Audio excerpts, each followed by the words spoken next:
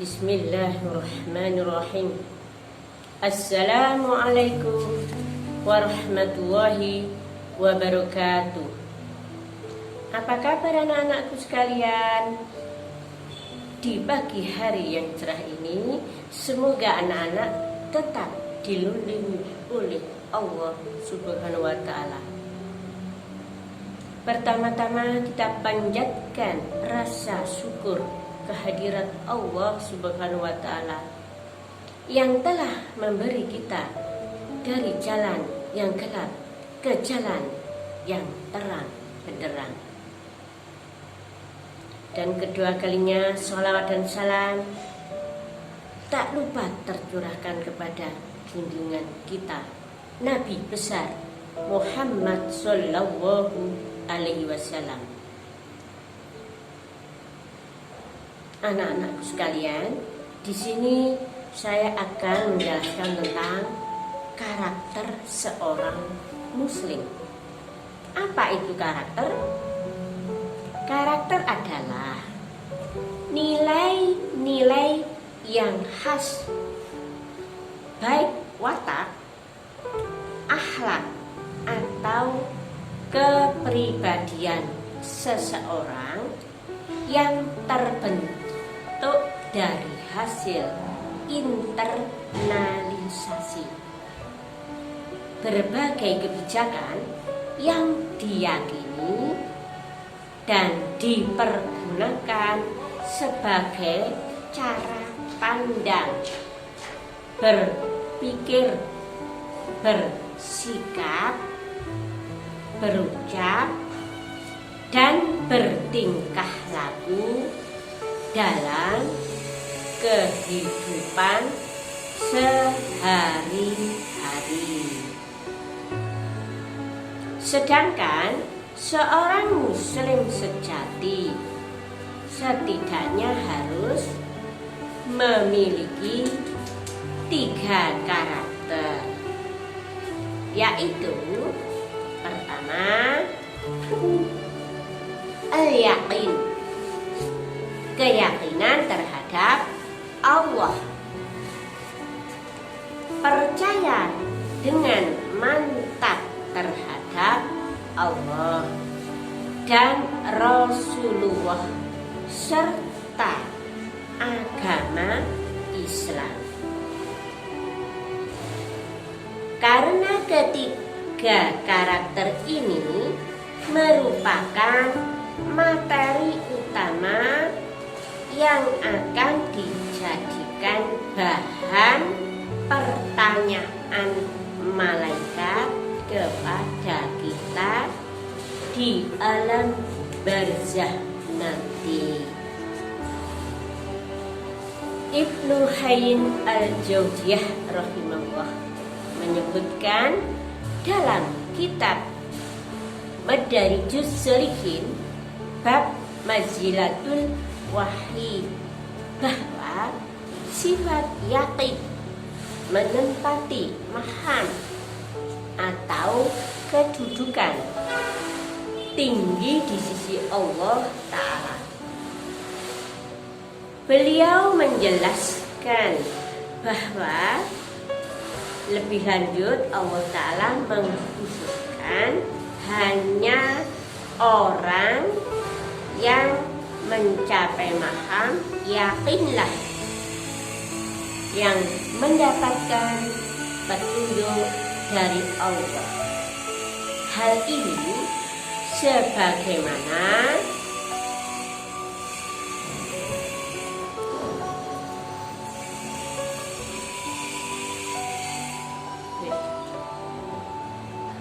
sebagaimana firman Allah Ta'ala dalam Al-Quran surat Al-Baqarah ayat 4-5. A'udzu billahi minasy syaithanir rajim. Walladzina yu'minuna bima unzila ilaika wa ma unzila min qablika wa bil akhirati hum yuqinun. Ulaika على هدى من ربهم وأولئك هم المفلحون. Dan mereka yang beriman kepada Al-Quran yang diturunkan kepadamu Muhammad dan kitab-kitab yang telah diturunkan sebelum engkau, dan mereka yakin akan adanya akhirat, merekalah yang mendapat petunjuk dari Rabbinya, dan mereka itulah orang yang beruntung. Dalam ayat ini sangat jelas sekali bahwa cara menjaga hidayah yang ada pada diri kita adalah dengan cara memupuk keyakinan. Karena hidayah yang ada pada kita hari ini tidak ada jaminan akan senantiasa bersama kita hingga kita meninggal. Jangan sampai kita seperti orang yang telah berupaya meniti jalan hidayah, jalan hijrah, namun tumbang di tengah jalan karena ia tidak memupuk keyakinannya. Yang ada adalah keraguan. Ia menyangka jalan hijrah itu indah, namun ternyata tidak seindah sentuhan mata. Banyak ujian, godaan, sebagaimana yang pernah terjadi pada zaman Nabi.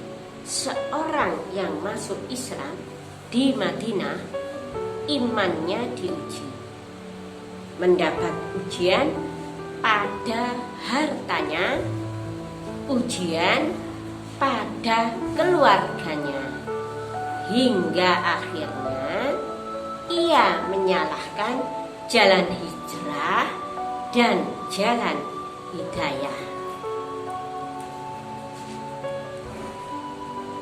Maka hendaknya kita senantiasa memupuk keyakinan kita, salah satunya dengan istiqomah dalam majelis ilmu, bertanya kepada ulama tentang perkara yang belum kita ketahui hingga bertambah keyakinan kita. Abu Bakar Al-Faraj rahimahullah menyebutkan bahwa keyakinan pada diri seseorang memiliki 3 tingkatan.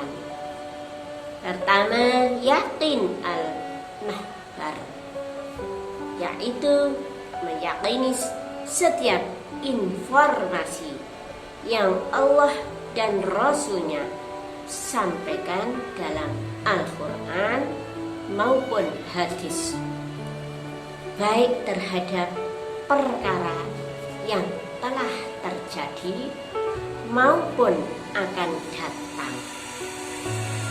Kedua, yakin ad-dilalah, yaitu meyakini setiap bukti yang membenarkan informasi tersebut. Yakin terhadap Al-Quran, yakin terhadap hadis, dan kepada setiap mukjizat. Ketiga, yakin al-musyahadah, yaitu meyakini terhadap yang hal-hal gaib, namun seakan-akan ia melihat dengan mata kepalanya sendiri. ini adalah tingkat yakin yang paling tinggi. Karena keimanan para sahabat sempurna, maka tidak membutuhkan sesuatu yang di luar nalar manusia. Dengan mendengar informasi dari Al-Quran dan hadis, cukup baginya untuk memantapkan iman. Kedua, at-taslim, penyerahan diri kepada Allah. Kemudian karakter berikutnya yang harus dimiliki orang beriman adalah sifat at-taslim, yaitu menyerahkan diri secara total untuk Allah, Rasulullah, dan syariatnya, sebagaimana yang Allah sebutkan dalam surat Al-Ahzab ayat 36. Allah berfirman, A'udzu billahi minasy syaithanir rajim. Wa ma kana lil mu'minina wala mu'minati idza qadallahu wa rasulahu amran an yakuna lahum al-khiyaratu min amrihim wa may ya'sillaha wa rasulahu faqad adalla dalalan mubina. Dan tidaklah pantas bagi laki-laki yang mukmin dan perempuan yang mukmin apabila Allah dan Rasul-Nya telah menetapkan suatu ketetapan, akan ada pilihan yang lain bagi mereka tentang urusan mereka. Dan barang siapa mendurhakai Allah dan Rasul-Nya, maka sungguh dia telah tersebut dengan kesesatan yang nyata. Maka dalam ayat lain yang selaras dengan ayat ini yang menyindir orang yang hanya mengaku-ngaku sebagai orang mukmin, Allah berfirman, A'udzu billahi minasy syaithanir rajim. Fala rabbaka la yu'minuna hatta yahaqquka fima shajara bainahum thumma la yajillu fi anfusihim harraja'an wa dayna wa yuslamu astalima. Maka demi Tuhanmu, mereka tidak beriman sebelum mereka menjadikan engkau Muhammad sebagai hakim dalam perkara yang mereka perselisihkan, sehingga kemudian tidak ada rasa keberatan dalam hati mereka terhadap putusan yang engkau berikan, dan mereka menerima dengan sepenuhnya. Surat Al-Nisa ayat 65.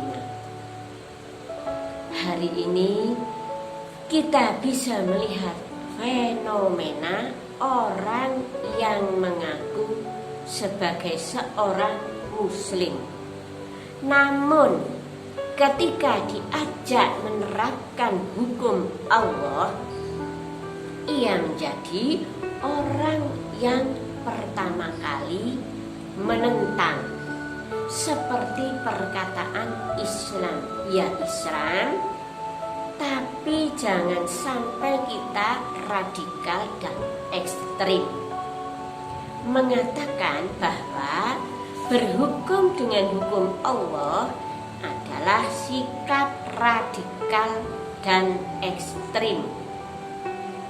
Ini adalah perkataan orang munafik. Sifat kemunafikan itu sejak dahulu hingga sekarang sama, hanya pelaku dan kasusnya saja yang berbeda. Sifat taslim ini telah dicontohkan oleh generasi terbaik umat ini, yaitu para sahabat. Saat turun hukum final yang mengharamkan khamar, tanpa berpikir panjang mereka langsung menumpahkan stok khamar yang masih ada di rumah mereka. Begitu pula dalam kasus perubahan arah kiblat dari Baitul Maqdis menuju Baitullah Ka'bah. Tanpa berpikir panjang, di tengah sholat mereka langsung membalikkan arah menuju Ka'bah Baitullah. Inilah sifat taslim para sahabat, sifat sami'na wa ata'na. Tidak hanya ucapan kami beriman, kami yakin saja, namun keyakinan yang menghantarkan pada sifat taslim kepada Allah, Rasulullah, dan syariatnya. Ketika at-tahiyah rela berkorban di jalan Allah. Adapun sifat ketiga yang harus disandang oleh pribadi muslim sejati adalah sifat at-tadiyah, sifat rela berkorban untuk Allah. Karena sesungguhnya iman itu menuntut cinta, dan cinta itu menuntut pengorbanan. Tidak ada iman kecuali didasari cinta, dan tidak ada cinta kecuali harus ada pengorbanan. Sebagaimana contoh adalah keimanan dan kecintaan Nabi Nuh alaihissalam, menjadi beliau mampu mewakafkan jiwa raganya, mewakafkan nafas dan umurnya selama 950 tahun berdakwah di jalan Allah. Allah mengabarkan dalam Al-Quran, A'udzu billahi minasyaitonir rajim. Qala rabba inni da'utu qaumin laila wan nahara. Dia Nuh berkata, ya Rabbku, sesungguhnya aku telah menyeru kaumku siang dan malam. Surat Nuh ayat 5. Seluruh potensinya diberikan kepada Allah secara full. Inilah karakter muslim sejati.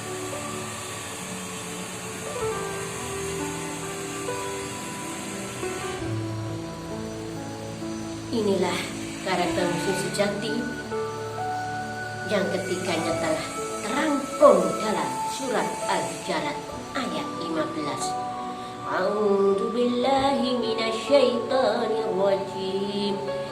Innamal mu'minuna alladzina amanu ya Allahu wa rasulihi thumma lam yartabu wajahadu bi amwalihim wa anfusihim fi sabilillahi ulaika hum shadiqun. Sesungguhnya orang-orang mukmin yang sebenarnya adalah mereka yang beriman kepada Allah dan Rasul-Nya. Kemudian mereka tidak ragu-ragu dan mereka berjihad dengan harta dan jiwanya di jalan Allah. Mereka itulah orang-orang yang benar. Marilah kita berdoa memohon Allah Ta'ala agar Allah Ta'ala senantiasa memberi kepada kita semua taufik dan inayahnya, sehingga menjadi mukmin yang sejati, yakin terhadap kebenaran, berserah diri dan tunduk terhadapnya, serta siap untuk berjuang untuk keimanan dalam hati. Demikianlah penjelasan dari saya. Kurang lebihnya saya mohon maaf yang sebesar-besarnya. Saya akhiri sekian saja. Wassalamualaikum warahmatullahi wabarakatuh.